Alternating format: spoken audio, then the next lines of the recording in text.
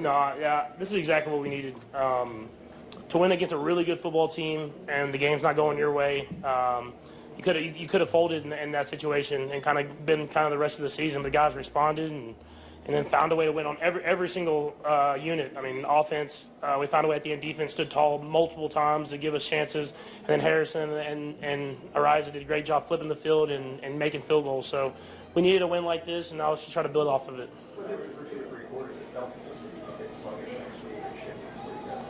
I think guys it's kind of an urgency thing. I mean, obviously you want to be urgent, but it was do or die type thing where you had to make something happen, and guys made plays happen throughout the entire team. It wasn't one person; it was everybody. Everybody made plays in the biggest moments, and we found a way to win. The last drive a week ago was what about this last drive that stands out? Yeah, I mean, the one in overtime, I thought I did a good job just going through my reads and not just being the quarterback that I need to be for that moment, not trying to do too much. And a couple of those throws, the one to Xavier, not my necessarily first read, but just sitting in the pocket, making the throw. The one to Rasheed, kind of similar thing where it wasn't necessarily clean, but just gave a guy a chance to make a play happen. And that I got to be that guy in order for us to win, and I thought I did a better job of that today.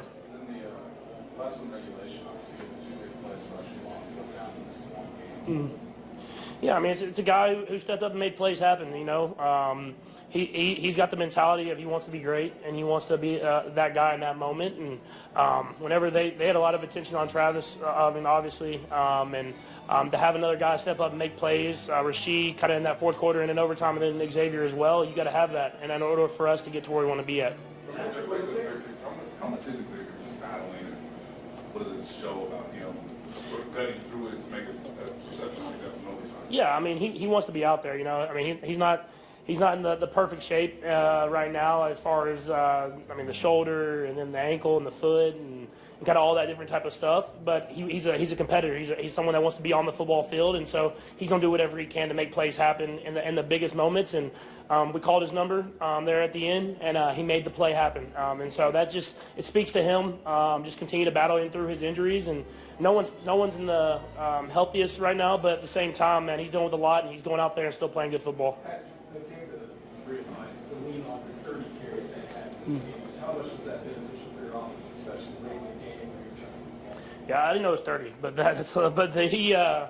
I mean, he's a warrior, man. He truly is. I've known that since the day I met him, and I thought it was awesome to see how he just responded over and over again. If a run got stuffed, the next run he'd get 5-6 yards, battle through tackles, break tackles, and then the offensive line took it upon themselves to get that push that we needed. And that speaks a ton to the people that we have up front, and then him and the way he's able to run the football. How do you see how it opens up the passing game too, especially? Yeah, 100%. Whenever you're able to run the football like that, it makes defenses come up, and then you can hit some of these deeper throws down the field that we did at the end there. So it's something that we continue to get better at.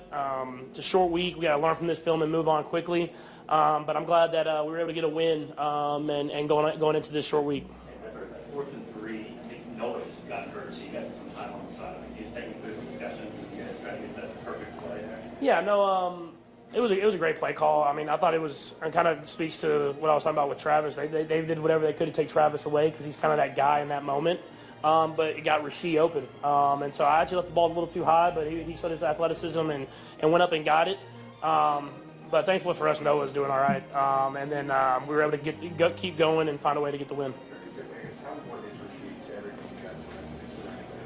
Yeah, I mean, he's able to catch the ball and make yards after catch. I mean, all of these play calls that he caught, they weren't necessarily like he was the first read. We call shots down the field, and they wanted to take the shots away down the field, and you can hit him at 18, 20 yards, and all of a sudden that's 40 yards, that's 30 yards, and then you can hit him on a shallow cross, and he gets the big first down, and gets 10, 15 yards. And so he does a lot, you know. He can beat you down the field, but he also can beat you intermediate, and he's going to continue to get better and better as we continue to get more and more reps this season. Sam?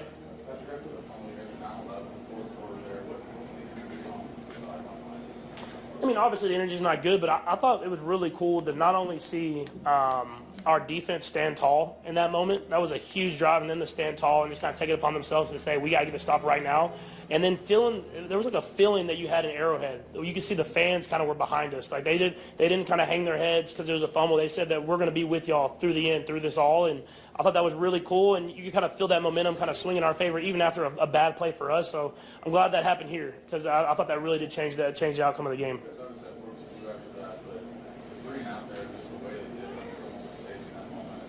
Are you guys able to feel that? Yeah, 100%. And you could feel the energy. I'm telling you, you could feel the energy of the defense, the stadium, and it was kind of, we're not going to lose this game. We're gonna find a way to win, even though everything hasn't gone our way to this moment. We're gonna find a way to get a stop here, get y'all the ball, give y'all another chance. And we were able to make it work, And then even in going into the fourth quarter, obviously, if you want to end with a touchdown, they got a stop, big stop. Defense gets out there immediately, gets a stop for us, and gives us another chance to go down the field. So it was a true team effort, It was a special moment, and I'm glad that we were able to win that game.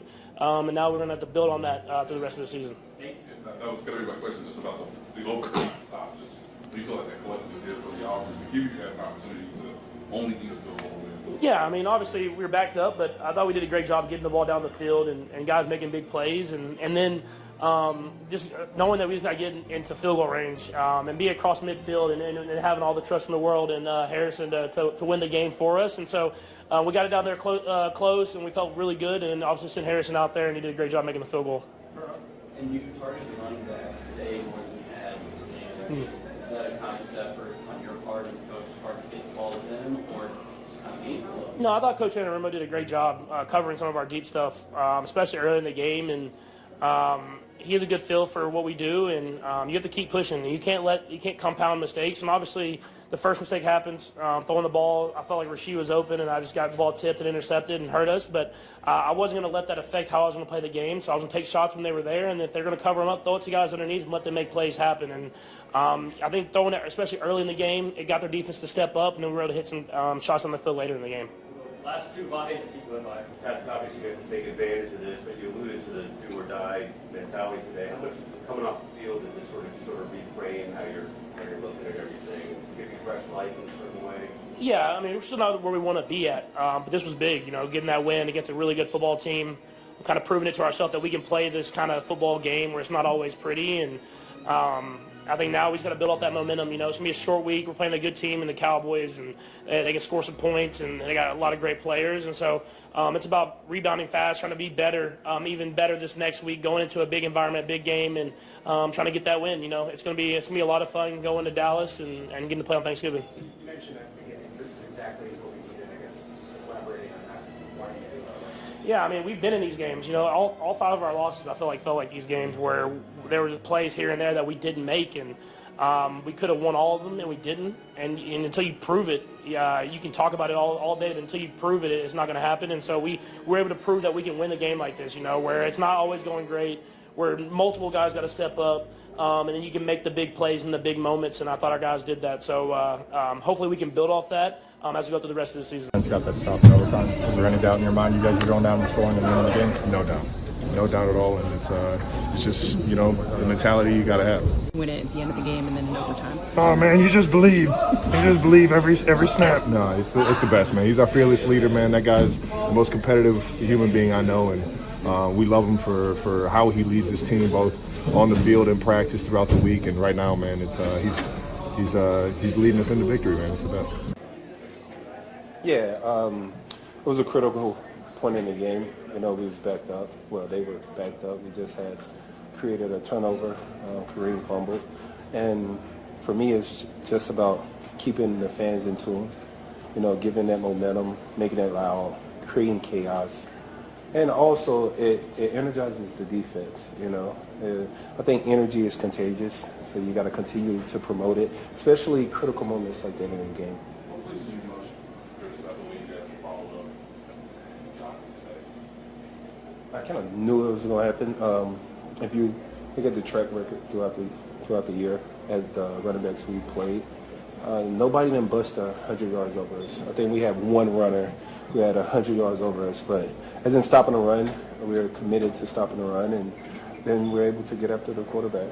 Chris, you might have preferred to win by more, but in the end, is it good for you guys to win a game this way, have it play out like this, have it come back and have a gritty end? A win is a win, man. We'll take it. Listen, winning in this league is so tough, and especially when you're playing those type of caliber teams that you may see in February, it's tough, and the margin for error is like that. So, we was able to pull off a good win against a great team today, and look at film, move forward. We got a tough team coming up in Thursday in Dallas. So, Basically, you guys all came alive, so to speak, in the third quarter, fourth quarter, I guess. What would you say why that happened? I mean, momentum is high, man. It's a sense of urgency in the building, especially where we want to go as a team. I think everyone feels that, everyone knows that, and for us, it's about continue to keep each other going. Did you feel like, you've been a lot of seasons, right? Did this feel must-win to you guys, knowing where you sit in the standings and how much of a swing any one of these games could be for your ultimate fortune? Well, we're sitting at 5-5. We got 7 games left. The top teams of our division is like 9-2, right? So I think it's a must-win, because if we lose this game, we go to 5-6. Our playoff chances at 23%.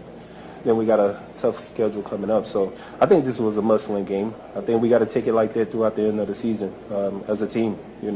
These games are important for seeding and also for securing a spot in the playoff. Is this the last snap you guys had? I believe it was 3rd and 2. You and Tranquil come in to the middle to stop the run. What did you see on that play? Was there some tendency that you noticed where they might go with it?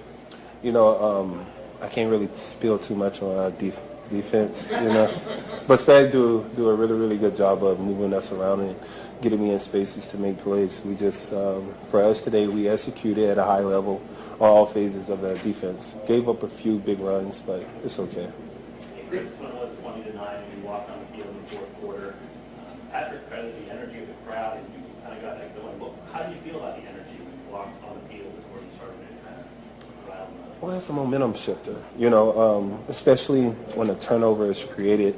Everyone is kind of looking like what's going on, and the crowd is like, but keeping everyone in tune in the game. And then we as players, we're able to feed off of that, crowd yelling, showing their support, and things tend to happen. Great things tend to happen for us when the crowd, everyone is hyped, So considering you are a must-win mode now, probably for the rest of the season, I guess how quickly do you have to turn the page to the Thursday season? I think like tonight, I'm gonna rest a little bit and watch a little film on Dallas. I'm gonna watch the game. I think they play at like 3:30, 3:35 or something like that. I'm gonna watch the game so I can get ahead of the schedule. And we come in tomorrow, watch a little more football, and prepare for Dallas. The one time they kind of got you guys was that 3rd and short early in the 3rd quarter. You got that 27-yard run.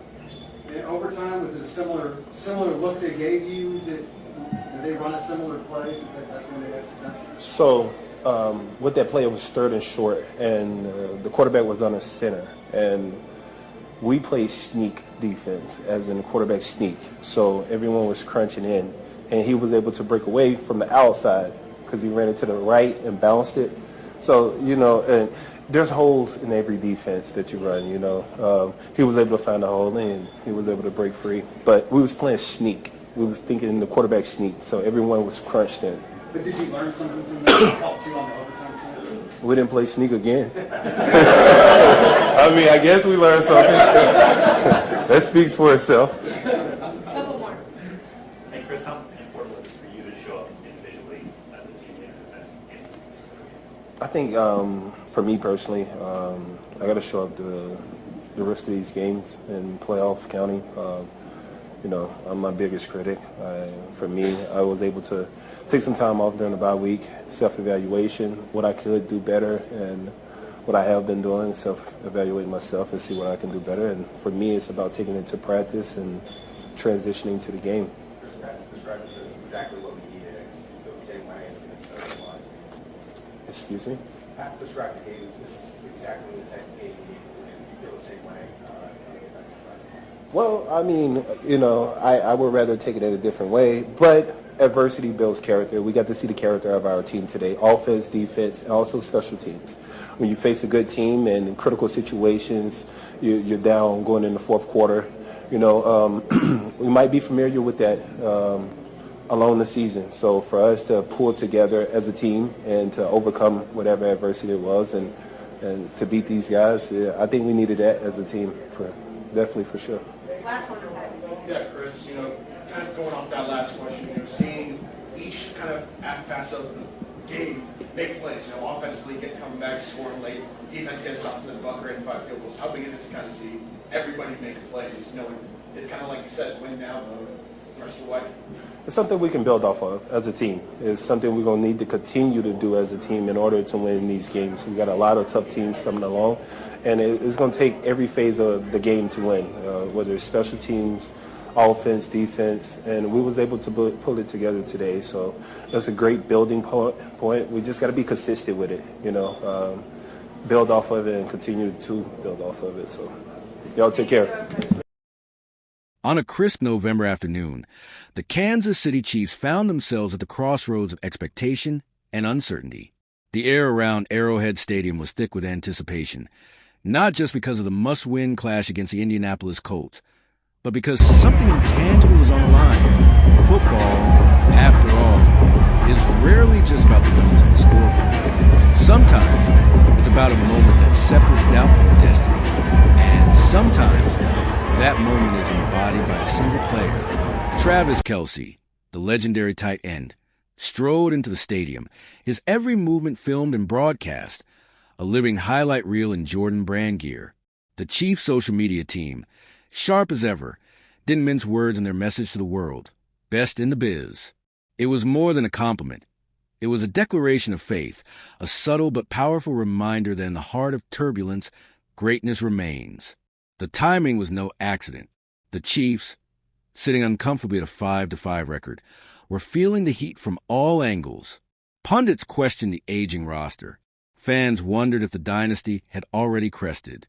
Yet amid the noise and speculation, the front office doubled down on their belief in Kelce. Legacy, leadership, loyalty. These aren't just buzzwords in Kansas City. They're the pillars that held up a franchise through every storm and celebration. The endorsement from management was as much for the locker room as for the fans. It was a signal that, even as whispers of retirement and transition swirled, the Chiefs still believed their tight end was the golden thread in the fabric of their offense. Kelce, for his part, didn't shy away from the team's recent struggles. On his podcast and in interviews, he spoke with a blend of candor and confidence that only true leaders can muster. He talked about accountability, about the need for every player to look in the mirror and face the reality of the moment. He reminded his teammates and fan base that the solutions weren't hidden.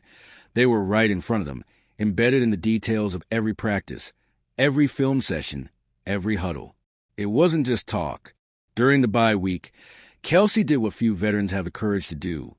He took a step back, recharged, and let himself feel the energy of the city. It was a quiet act of leadership, the kind that doesn't show up in stat sheets but can change the temperature of a team. When the Chiefs finally took the field, all eyes were on Kelce. In the first quarter, he delivered a signature moment, barreling into the end zone for what looked like a 4-yard touchdown. The crowd erupted, only to have their celebration cut short by a controversial penalty. The play was called back and frustration hung in the air, but the message was clear. Kelce was still the heartbeat of the offense, still a man the Colts had to account for on every down. The season, however, refused to cooperate with easy narratives. The Chiefs had lost 2 straight to the Bills and Broncos, slipping into unfamiliar mediocrity. The margin for error shrank with every passing week, and the schedule ahead looked unforgiving. 7 games remained. 7 must-win battles to keep the playoff dream alive. In the locker room, Kelce's voice grew only more urgent. He implored his teammates to put aside selfishness, to rediscover the unity and hunger that had powered their past glories. It was a rare admission from a player who had grown used to winning, and it resonated. The stakes weren't just about the postseason. They were about pride, about identity, about proving that the Chiefs' run wasn't over yet.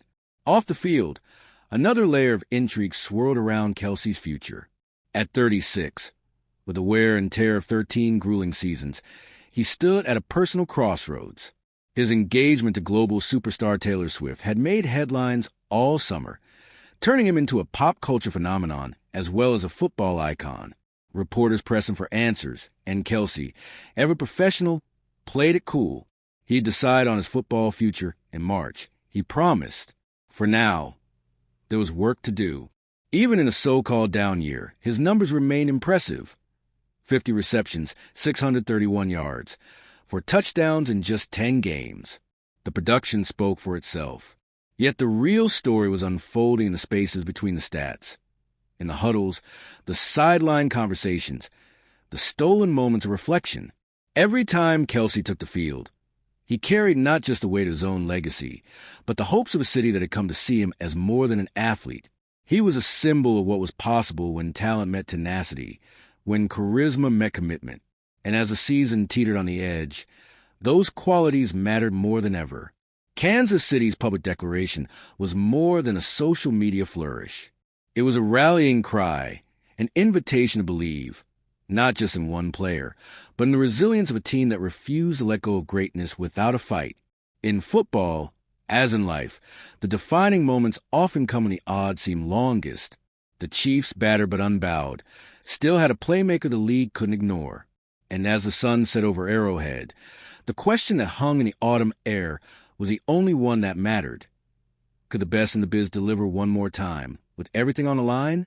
The answer, as always with Travis Kelce, was that anything was possible. And for fans everywhere, that was more than enough reason to keep watching, hoping, and believing that the next great chapter was just a play away.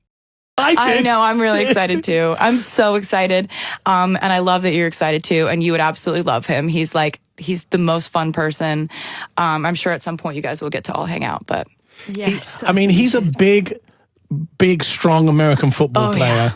Yeah. He was on stage with you, wasn't he? I saw that show when he came on stage he with was you. so good. He just picked you up and He's such a natural, just in life. Like he's just kind of like never been nervous about anything in his entire life. Right. So it's pretty fun. He's all the things. He's like fun and vibrant and has this infectious personality and makes me laugh so much. But like, yeah, you're looking for like there's a line in the song that says that you just wanted a best friend who you think is hot. Like, and it's kind of like, well, that's kind of it, you know? Writing songs is one of my favorite things. And I did kind of nurture a fear earlier on in my career that if I ever wasn't truly miserable in my personal life, would I be able to write? And I think that's one of the reasons I love this album so much is we were like catching lightning in a bottle every time we were writing songs for this record. And I do think that someone in your life who fuels you, who makes you more you. Everyone in my life is like, you've never been so yourself, which is this interesting thing that you've been you your whole life, but we are different shades and different ourselves at different volume levels. And this person came into my life and everybody's like, yeah, you've never been so you. And I think that comes through in music. People who fuel you, they fuel every part of you and they make you walk taller and they make you present in a more vibrant way. And so hopefully that